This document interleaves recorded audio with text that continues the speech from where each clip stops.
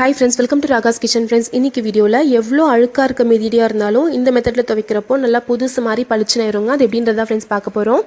நம்ம அதுக்கு முன்னாடி நீங்க துவைக்கிறதுக்கு முன்னாடி மிதிடி எடுத்து நல்லா உதறி விட்டுக்கோங்க. அப்ப அதுல இருக்க மண், முடி எல்லாமே வந்துரும்.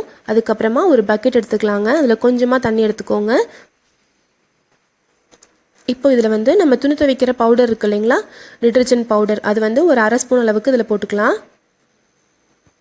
இது கூடவே நம்ம வீடு துடைக்கிறதுக்கு யூஸ் பண்ணுற லிக்விட் இருக்கு இல்லைங்களா, லைசால் மாதிரி நீங்கள் என்ன யூஸ் பண்ணுறீங்களோ அது ஒரு மூடி அளவுக்கு இதில் ஊற்றிக்கோங்க.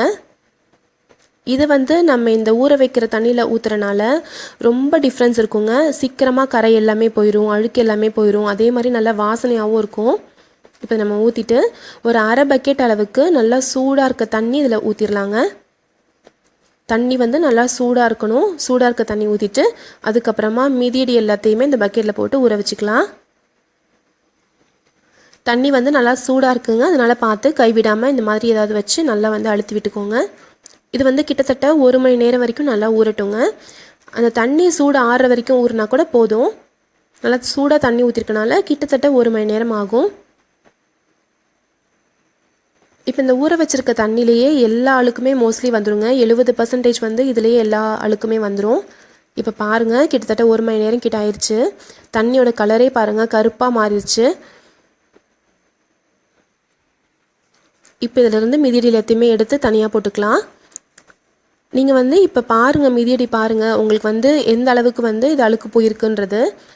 3/4 வாசி போயிருக்கும். இதுக்கப்புறம் நம்ம வேணும்னா நீங்கள் ப்ரஷ் பண்ணிக்கலாம். இல்லைனாலும் ஒரு 4 தடவை அலசி எடுத்தாலே போதும். நீங்கள் கையில் போட்டு ரொம்ப கசக்கணும் அப்படின்லாம் அவசியமே இல்லைங்க. சும்மா லைட்டாக ப்ரஷ் பண்ணாலே போதுக்கு மேலே சோப் போடணுன்னு கூட அவசியம் இல்லை. இதில் இருக்க கரை எல்லாமே வந்திருக்கும். இப்போ நம்ம தனியாக மிதியடி எடுத்தாச்சுங்க. இதை ஒரு 4 தடவை தண்ணி ஊற்றி நல்லா அலசி எடுத்துருங்க. அலசி எடுத்துட்டு நல்லா பிழிஞ்சு எடுத்துக்கலாம்.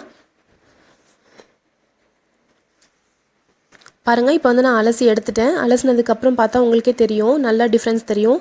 ஃபஸ்ட்டு இருந்த கலருக்கும் இப்போ இருக்க கலருக்கும் உங்களுக்கு வித்தியாசம் தெரியும் பாருங்கள். இப்போ இதை நல்லா தண்ணி போக பிழிஞ்சிட்டு நல்லா வெயிலில் போட்டு காய வச்சு எடுத்தோம்னா புதுசு மாதிரி நல்லா ஃப்ரெஷ்ஷாக இருக்குங்க மிதியடி. வாரத்துக்கு ஒரு தடவை கண்டிப்பாக இந்த மாதிரி ட்ரை பண்ணி பாருங்கள். நீங்கள் ஊற வைக்கிற தண்ணி நல்லா சூடாக இருக்கணும்.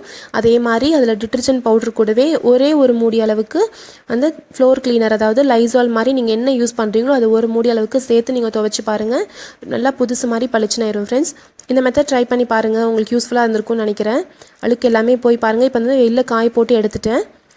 நல்லா ஃப்ரெஷ்ஷாக இருக்குது பாருங்கள். இந்த வீடியோ உங்களுக்கு கண்டிப்பாக யூஸ்ஃபுல்லாக இருக்கும்னு நினைக்கிறேன் ஃப்ரெண்ட்ஸ். யூஸ்ஃபுல்லாக இருந்துச்சுன்னா நம்ம சேனல் ராகாஸ் கிச்சனில் ஒரு லைக் கொடுங்க. ஃப்ரெண்ட்ஸ் கூட ஷேர் பண்ணிக்கோங்க. சப்ஸ்கிரைப் பண்ணி வச்சுக்கோங்க. தேங்க்யூ.